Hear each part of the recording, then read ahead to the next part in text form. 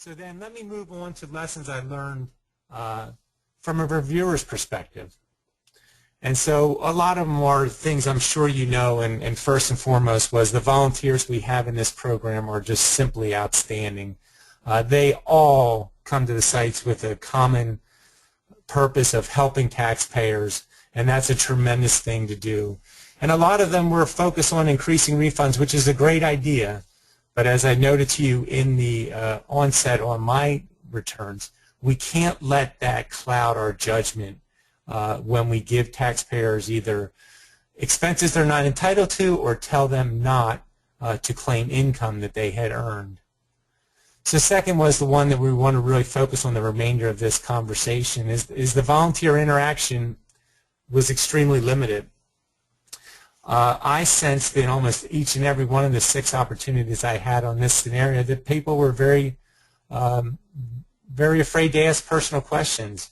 The one that stuck out to me throughout the process is not one of the 6 individuals who did my return asked at all about the mother of the child I was claiming.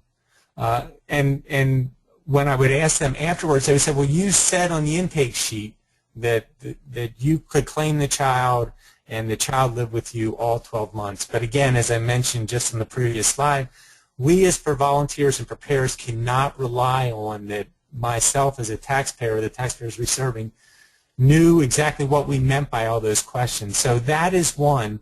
Although we may deem that to be a personal question, it is inherently critical to completing the tax return correctly. So we, as volunteers, must ask those personal questions. Next, you see on the intake and interview process, every site used the intake form, and we in SPEC have been harping on that. I know you're tired of hearing us, and it's clear everybody's using it. But the part for me that was disconcerting is very few of the 6 preparers were using it as a tool. What I would suggest to you is almost every one of them was using it as a data entry form and just taking the information and quickly copying it into tax files. Now, that is part of the process we need to do, but what the intake sheet really was created for was to be a tool, to be an interactive tool for you as a preparer, as a volunteer, to ask questions.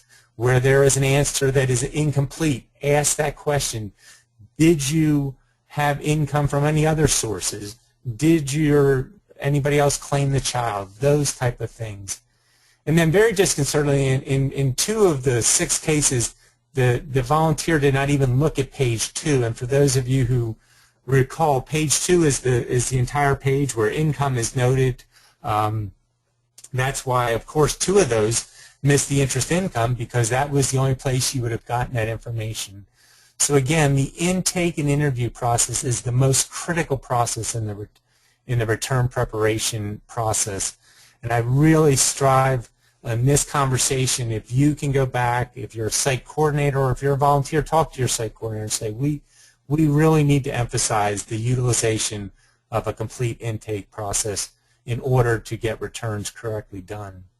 And then last but not least, I talked about the quality review process. Again, another high emphasis for SPEC. And again, you as volunteers and site coordinators and partners have done a great job. Every site I went to did, and you notice I use quotes, a quality review.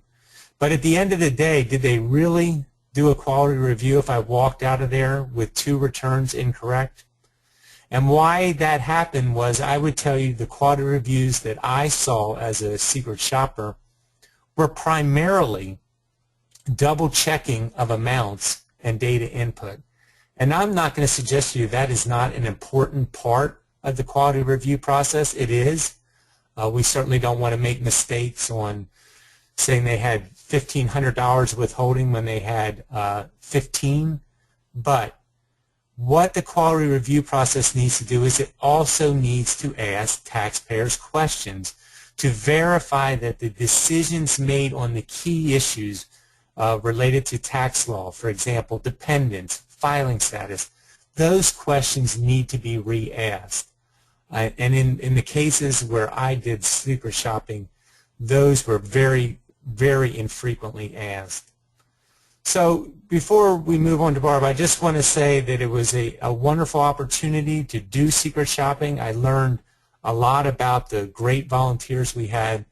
But I think, like you, I learned that we as volunteers and program leaders and site coordinators, if we can do more to stress the need to talk to taxpayers, to not be afraid. They're the ones that are really afraid. And to ask the questions that need to be asked, we can all do a much better job in ensuring that each and every taxpayer walks out with an absolutely 100% correct return.